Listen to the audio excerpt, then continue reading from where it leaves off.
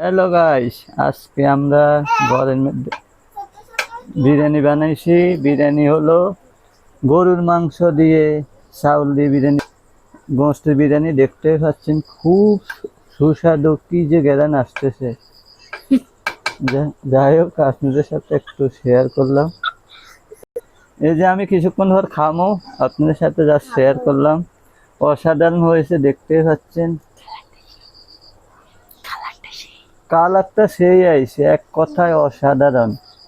দেখতে পাচ্ছেন খুবই সুস্বাদু। এই যে এই যে এখন নিতেছি, চামিচে খেয়ে দেখি কেমন হয়েছে।